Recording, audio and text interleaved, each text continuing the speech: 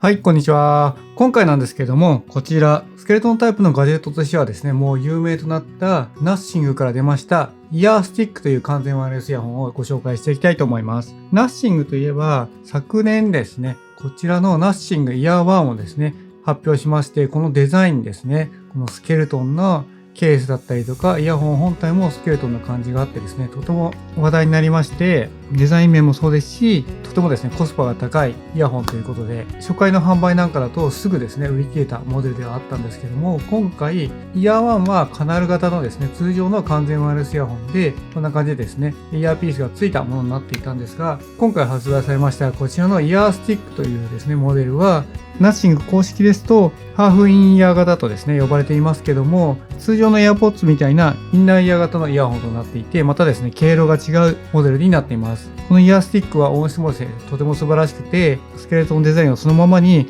新しいですね、ギミックなんかも搭載されていて、とてもですね、テンションが上がる素晴らしいモデルになっています。今回ですね、先行販売で発売してすぐですね、購入したんですけども、とても良くてですね、インナーイヤー型のイヤホンだったらこれでいいんじゃないかって思えるぐらいの商品になってますので、今回ですね、しっかりとですね、レビューしていきたいと思います。このチャンネルでは完全ワイヤレスイヤホンのレビューや比較動画を中心に、細かくしっかりとお伝えすることをコンセプトとして運営しているチャンネルとなりますので、まだチャンネル登録されていない方はぜひチャンネル登録もよろしくお願いします。励みになります。それでは行ってみましょう。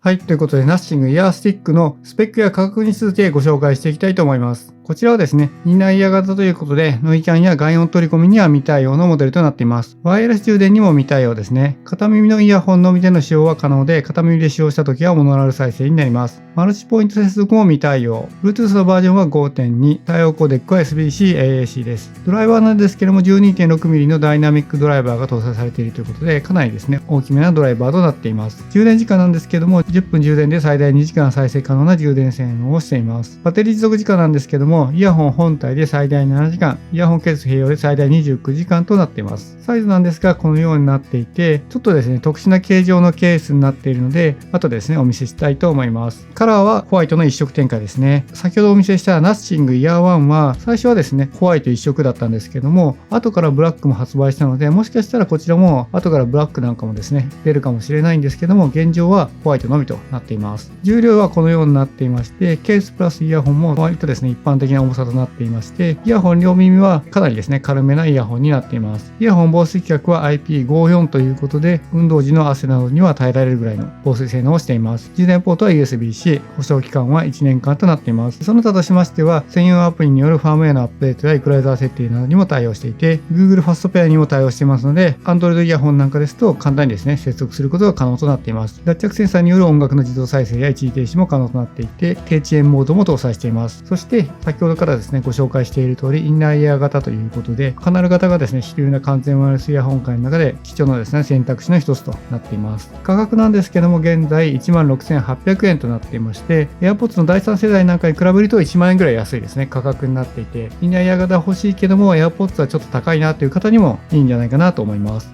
はい、ということで外観やデザインを見ていくんですけども、外観はですね、こんな感じになっていまして、ナッシング特有のですね、スケルトンデザインで、ケースもですね、こんな感じの円柱型というか、こんな形になっています。かなり特殊ですよね。他の完全ワイヤレスイヤホンにはないような、斬新なデザインで、この辺なんかもですね、テンション上がる人多いんじゃないかなと思います。で、ここがですね、くるっと回るようになっていて、こう回してですね、イヤホンケースを開けるという仕様になっています。この辺のですね、ギミックなんかもいいんですよね。で、片方だけにしか回らないとかいうこともなくて、こんな感じでですね、どちらにもでも回るっていう部分はかなりいいかなと思います。裏面に行きますと、こちらにですね、ナッシングと書かれていて、ナッシングらしいですね、ドット文字というか、こんな感じで文字が書かれています。この上の方に行きますと、こんな感じですね、赤いとこがあって、こちらに USB-C の充電ポートがついていて、こちらから充電することになります。このシルバーの部分が押せるようになっていまして、こちらがですね、リセットボタンとなっています。反対側は特に何もないという形ですね。かなりですね、かっこいいじゃないかなと思います。このですね、くるっと回る、このギミックなんかはですね、最初発表された時にですね、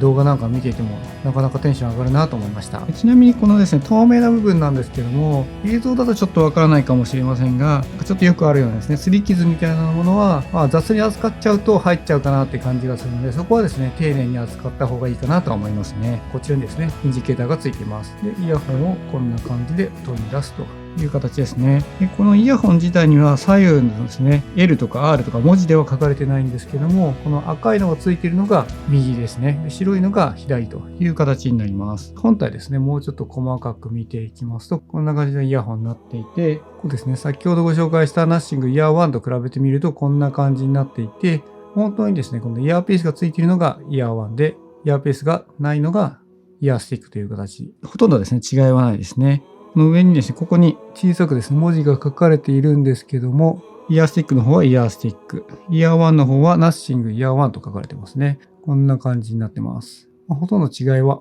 分かりづらいんじゃないかなと思います。裏に行きますと、もちろんですね、イヤーピースが違うので形は違うんですけども、こんな感じになってますね。ここのですね、スピーカーの部分というか、音が出る部分なんかも他のですね、インナーイヤー型とは違って、スピーカーの部分が剥き出しになっているような形になっています。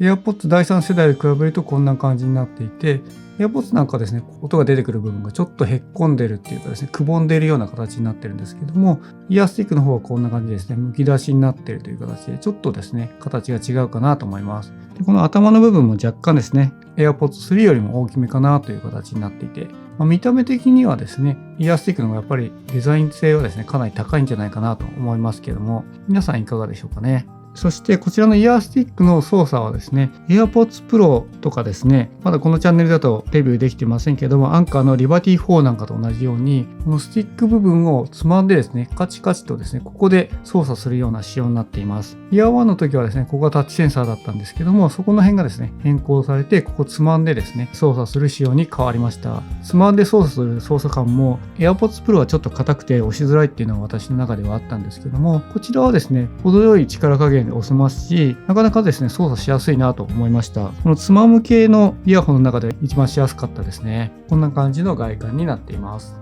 はい、続きまして付属品も見ていきたいと思います。付属品もですね、こんな感じの筒みたいなのに付属品が入っていて、結構ですね、特殊なんですよね。この辺の感じなんかもデザイン性も高くて、ちょっとですね、おっと思わせるような形になっています。付属品はですね、インナーイヤー型ということで、イヤーピースなんかもありませんし、シンプルなものになっています。まずこちらはですね、安全上の注意がですね、書かれていて、多言語で書かれているものになりますね。そしてこちらにですね、本当にですね、簡単な操作説明なんかもありますけども、こちらはですね、英語の記述になっていますね。USB-C to-C のケーブルが入っています。現在だとまだまだですね、USB-A と USB-C のケーブルになりがちなんですけども、C to-C ということで、今後の流れ的にはですね、USB-C が普及されていって、USB Type-A のものは使われなくなっていく流れだと思うので、この辺もですね、長く使えるんじゃないかなと思いますね。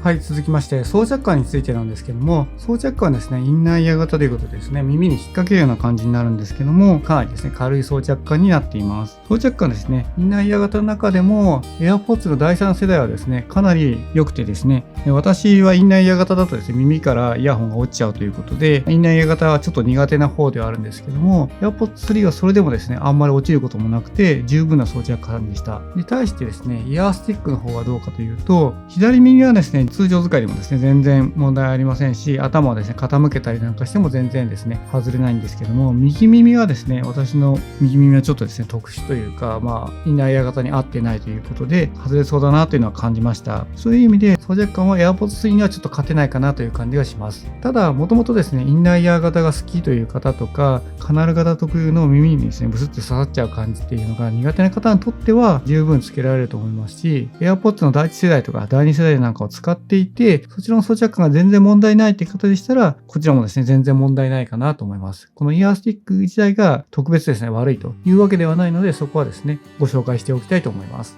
装着したところで写真で見るとこんな感じに見えるんですけども、これ右耳ですけども、赤いポッチとかがですね、目立ったりとか、このスケートデザインが目立って、やっぱりですね、つけていてもかっこいいなって思う方多いんじゃないかなと思います。やっぱりですね、ナッシングイヤー1をつけている人をですね、外で見かけても、やっぱりですね、結構目立ちますし、おって思ったりしますので、こちらもですね、同じような感じでつけられると思います。見た目は似てるんですけども、インナーイヤー型ということで、これまでですね、ナッシングイヤー1欲しかったけども、カナル型だからちょっとって考えていた方にはめちゃくちゃですね、いいんじゃないかなと思います。でこの下の部分とかですね、もちろん上の方なんかもかなりですね、空いていて、装着感なんかはめちゃくちゃ軽くてですね、圧迫感とかももう全然ないという形で、そういう部分ではいいかなと思いましたね。で装着したところを前から見るとこんな感じに見えるんですけども、このスティック部分はですね、完全に耳に沿うという形ではありませんけども、大きくですね、外にはみ出てるっていう感じでもないかなと思います。やっぱりカナル型に比べるとしっかりとですね、耳に収まってですね、固定されるって感じじゃなくて、耳に引っかかってるっていう形になりますので、この辺ですね、物が来たりとか、マスクの紐なんかが来ちゃうと簡単に外れてしまうと思うので、そこはですね、どのインナーイヤー型でも言えることだと思いますが、ちょっとですね、注意する必要があるかなと思います。こんな感じでですね、装着感自体は他のインナーイヤー型に比べて全然ですね、悪いっていうわけではないんですけども、AirPods 第3世代に比べるとちょっとですね、劣るかなっていうのが私の印象でした。ですので、私は普通にですね、使っている分にはいいんですけども、運動したりっていうのはちょっとですね、厳しいなという装着感になっています。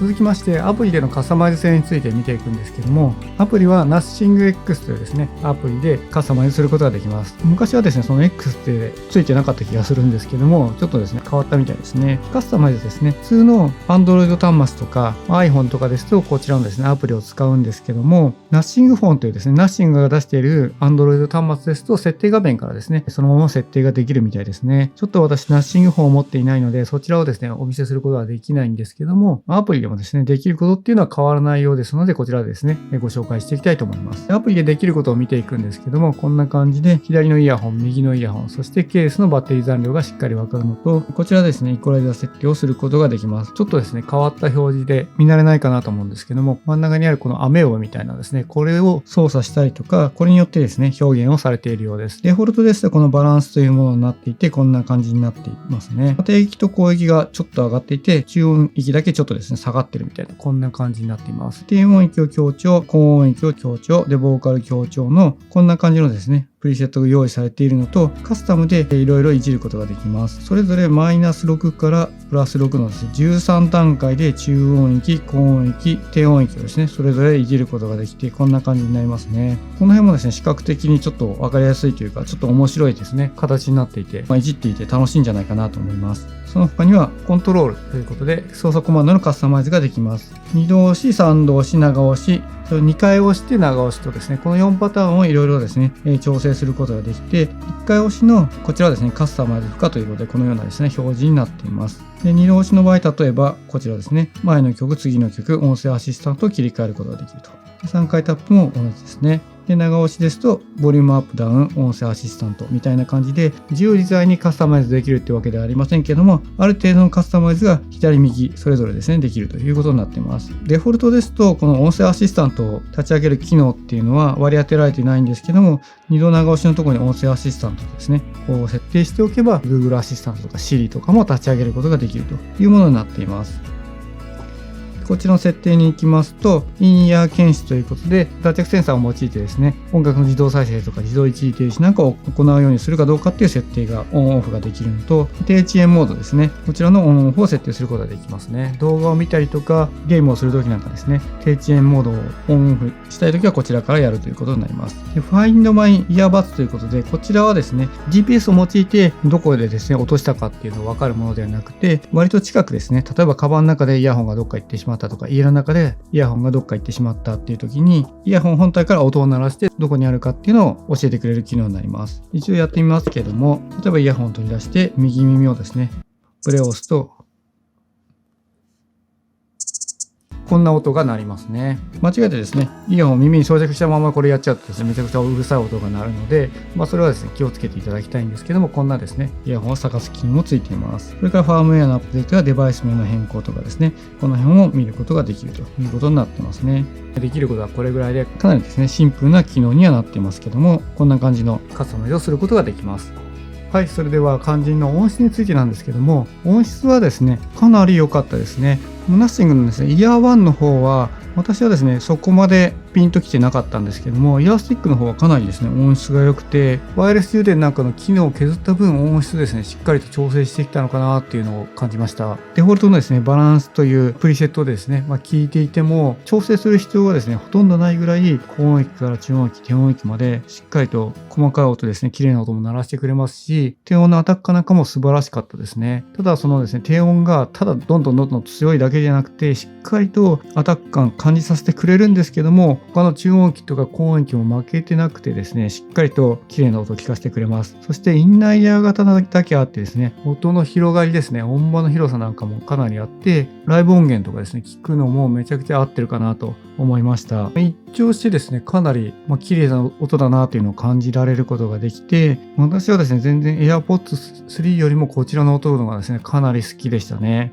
インナーイヤー型だったら1万円安いけども、このイヤースティックでいいんじゃないかっていう思えるぐらい、とてもですね、綺麗な音をしてましたので、これはめちゃくちゃおすすめかなと思います。高音域なんかの解像感もですね、とても高くて、綺麗な音でですね、聞けますので、楽器の音をですね、とにかく強く聴きたいっていう方でも、ボーカル重視のですね、楽曲を聴きたいっていう方でも、とてもですね、気持ちがよく音楽を聴くことができます。やっぱりですね、そのカナル型と違ってですね、その音場の広さっていうのをとても感じられるっていうのは先ほど話もしましたけども、その部分がですね、めちゃくちゃですね、印象的で、もうずっとですね、聴いていたくなるような音質になっているので、そういうのがですね、お好みって方にはとてもですね、合っているかなと思いましたね。ナッシングイヤー1の時は、そこまでですね、音質はですね、ピンときてなくて、コスパは高いし、スケルトンデザインっていうのはめちゃくちゃですね、かっこいいなって思ってはいたんですけども、音質部分に関してはちょっとですね、そこまでですね、響いてなかった部分はあるんですけども、このイヤースティックであれば、音質を求めて購入するっていうのもありな選択肢の一つだなと思いましたね。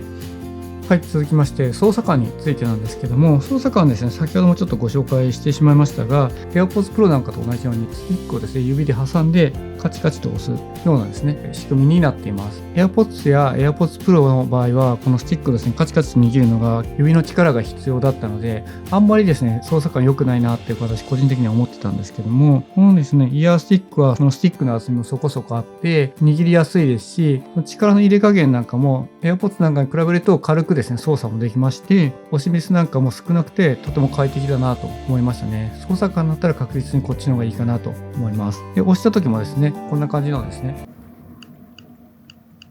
こんな感じの音がしてですね、しっかりと操作したっていうことが分かりますし、快適でした。先ほどアプリのところでご紹介した通り、音楽の再生一時停止、次の曲前の曲、音量の上げ下げもイヤホン本体の操作でできるので、そこはですね、良かったかなと思います。ただ一点ですね、気になった部分がありまして、先ほどアプリのところでも出しましたけども、THA モードがこのナッシングイヤースティックには搭載されているんですが、アプリでしかオンオフできないんですよね。いちいちですね、アプリを立ち上げなきゃいけないということで、そこはちょっと残念だったかなとは思います。ただその他の操作感とかその辺はとても良かったかなと思うので、そこがですね、許容できる方は十分いいかなと思います。はい、続きまして通話品質なんですけども、通話品質はいつも通り Zoom で録音した音声がありますのでお聞きください。こちらはナッシングイヤースティックとスマホを接続し、PC と Zoom でつないで音声を収録しております。PC 側で音声を収録しておりますので、オンラインミーティングを行うと、このような感じで IT の音声が届くことになります。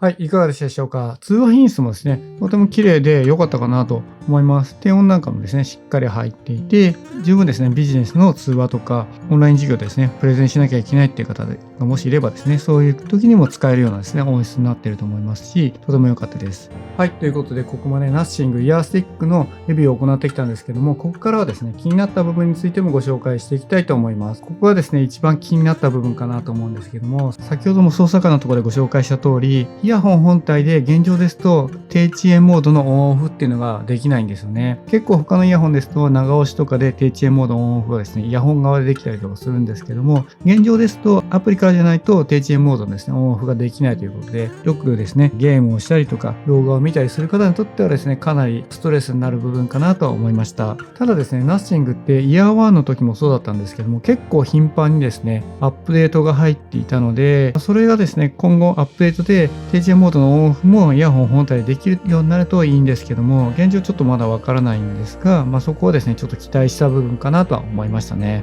で、2つ目のですね、気になった部分なんですけども、イヤホンケースからイヤホンを取り出すときですね、普通にですね、まっすぐですね、こう上に取り出せばいいんですけども、ちょっと斜めになっちゃったりとかですね、まっすぐ上に取り出せばいいんですけども、ちょっと右にですね、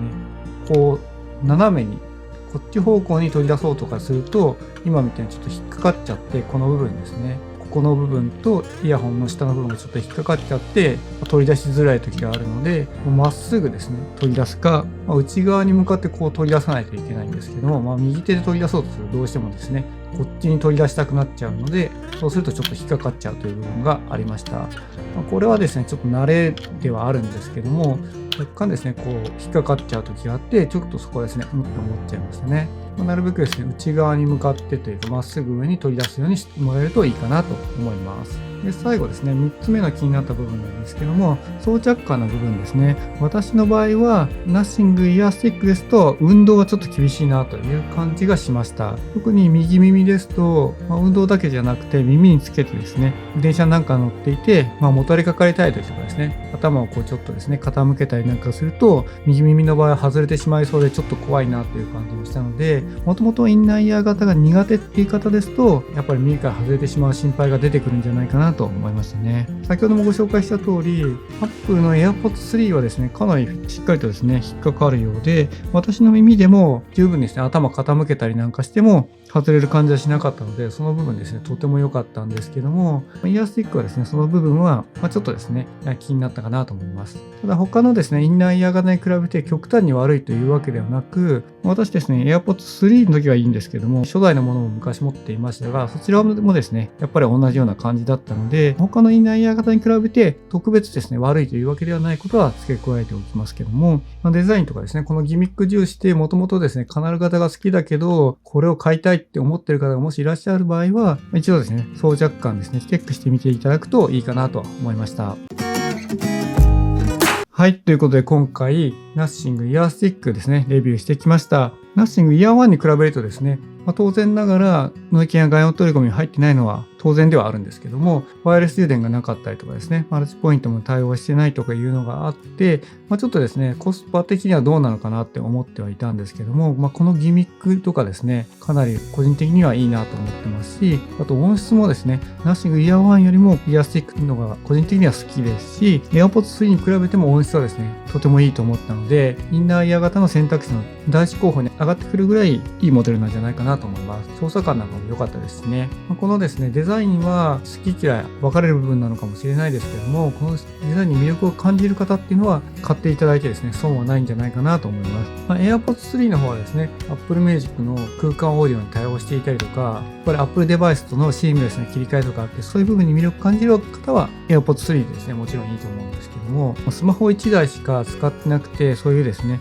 デバイス間で切り替えがないとかそういう方ですと、かなりですね、インナーイヤー型の有力なですね、選択肢になると思いますので、気になった方はですね、概要欄にリンクを貼っておきますので、ぜひですね、チェックしてみてください。はい、ということで今回の動画はここまでとなります。最後までご視聴いただきありがとうございました。この動画が良かったなと思ったら、グッドボタンやチャンネル登録もぜひよろしくお願いします。このチャンネルでは完全ワイヤレスイヤホンのレビューや比較動画を中心にアップしていますので、気になる方はこれからもチェックをよろしくお願いします。それではまた次回お会いしましょう。バイバイ。